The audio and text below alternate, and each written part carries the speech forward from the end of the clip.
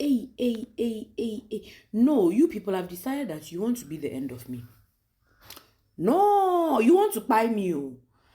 You will notice that I haven't done a story time in a long while, right? If you're observant, you see that, in fact, this is my corner. I haven't sat here to record content in a very long time. But this story time that I'm bringing you, hey, hey, please, this one, it has overed me. I'm only coming to share the story because I'm speechless. Look, and I'm rarely speechless. If you know me, you people send me some of the most scary stories. You people send me some of the most scandalous stories, and I'm not moved. But this one, I don't know how to help. Like, so I beg you, if you know anyone at the Ghana AIDS Commission, please tag them. Yes, it involves HIV. If you know any human rights lawyers, Biko, call them because I need their assistance. If you know any, Charlie, story time. Yo, so a few days ago, in fact, let me try and find the messages. A young lady reached out to me.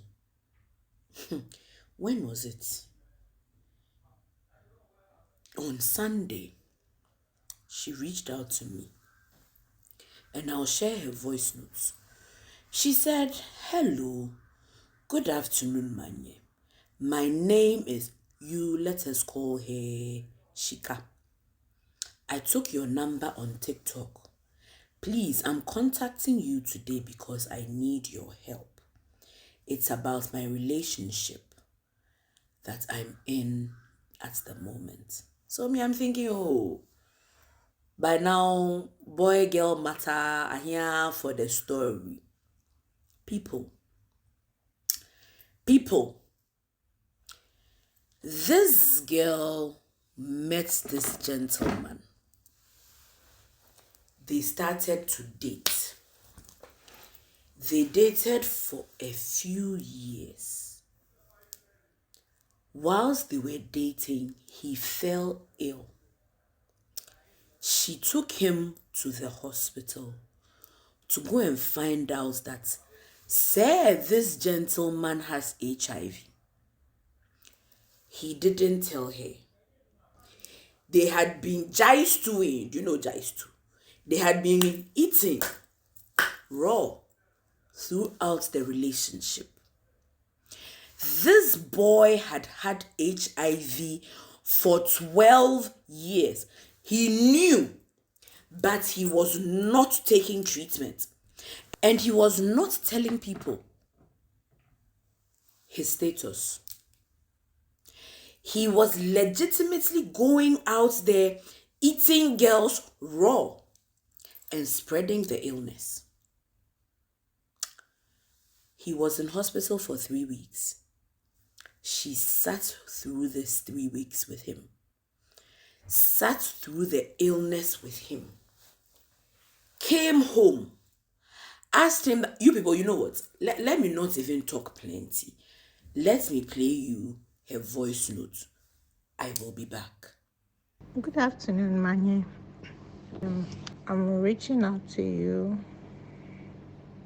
because I'm in a relationship that I think is becoming abusive. I've been dating this gentleman, I think it should be 4 years now. On our second year, he fell extremely sick, and he got admitted at the hospital. I had to take him to the hospital so he get treatment. And I later found out that he was having HIV. So, and he didn't tell me about it. he was having it quite a long time ago, but he wasn't on a medication, so it was hitting back into his system that nearly took away his life. So I had to rush him to the hospital real quick to get treatment. And I asked him why he didn't tell me about his illness, and he kept it to himself till today. And he was like, he doesn't know why he did that, but he believes probably if he should have told me about his illness, I might leave him or something like that. So I considered it probably he was hiding it because of I don't know what I will use as his excuse, but I still took care of him though. I took him to the hospital. He stayed in the hospital for almost 3 weeks to get treatment. I brought him back home, and now there's transformation in his appearance and his body. When he was in the hospital, I later found out that I got the illness. I was also positive. I couldn't break down because I had to also be strong for him to stand back on his feet. So I kept it to myself and stood by him till he got okay. Now that he's very okay, from last year till this year, I noticed that is who he was. He knows his status, but he keeps on infecting people without any remorse. And he has become very abusive, and I don't know how to even break the news to my family about my status and what I'm going through, because my family is already going through a lot with my mom's illness, and it's going to bring a whole lot of issue when my dad finds out. So these few days, his brother in the States decided to visit his family in Ghana, and he decided to come to our house, to talk to his brother on his behavior and how he's treating me. And I have no one to stand in for me as a family, because I'm just scared, and I was told to take legal actions. Some people also tells me I should move on with my life, I should leave. But apparently, because he wasn't feeling well, I moved out from my apartment and sold everything to stay with him because of his illness. But now it's like he wants me out of his house or out of his life because he wants to move on with another person else, someone else, and I've been a hindrance in his life.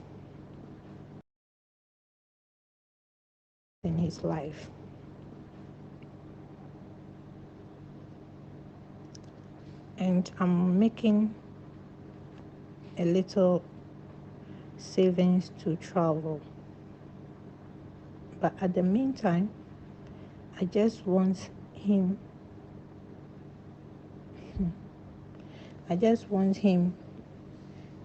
to know I have a family, and also I have someone who is also looking up for me, because the way he's treating me, he did that to previous ladies and he gets away with it. His exes, I later found out from last year that this is what is happening and this is what he does. And he doesn't have any remorse. I have a lot of recordings and a lot of evidences that I can use against him that he can get arrested. But I don't know what to do and I don't know how to go about it. I feel very sad for what he did to me, and he feels there's nothing wrong. He doesn't see anything wrong with what he did to me. You heard. You heard for yourself. He has given her the illness. And look, I was one of the people who started the very first HIV campaigns in this country. This was my Lintas days. So I know about stigmatization. I know, so no, this is not me stigmatizing people with HIV. Not at all. And I think that's why I'm a little confused about how to deal with this. You understand? Because yes, I know why people would hide their status, but I can't understand how you will intentionally infect somebody, feel no remorse for it, and now you wait. You want to throw her out of the home after she has sold her thing. Please ignore. I have workers in the backyard. So if you're hearing voices, you have workers. I have workers doing some work in the yard. You want her to move out after she sold her stuff to come and take care of you. You want to go and marry you, like you want to bring in somebody. People, please. So I called her. Yes, she's making plans to travel, which is good. But if you know you're coming to tell me or her that J Monka, you scroll past, because this video is not for you. This is not a J Monka situation. So if you know that you're coming to do manye nyeshi efe no ko, she should please. This video is not for you. You okay? I understand, but this video is not for you. Keep it moving, okay? Please, those of you who are not of the mind of nyame betre, she should let it go, all of that, please, I need your advice. What can this lady do? She's already gone to the Ghana AIDS Commission. The advice they gave her is that she should take legal action. Her concern is she cannot afford the length, the dragging of going to court, the money involved in hiring a lawyer and all of that. She can't afford it. We know that it is illegal to release somebody's medical records, so we can't necessarily take that. But that's what I want to do. Hey, I want to do that. Let me calm down. Like, honestly, okay. Ask my husband. Calm down. I'm calming down. People, please. This one, I hold your leg. I beg you. What can she do? Short of putting his picture out there and telling the whole wide world that this man is infected. Short of Charlie, I can think of all sorts of things that I cannot say here on YouTube or on TikTok. That I cannot say here on the internet. But right now, I'm looking for legal advice. I'm looking for legitimate advice that will not get her in trouble, but will at least get her some form of recompense.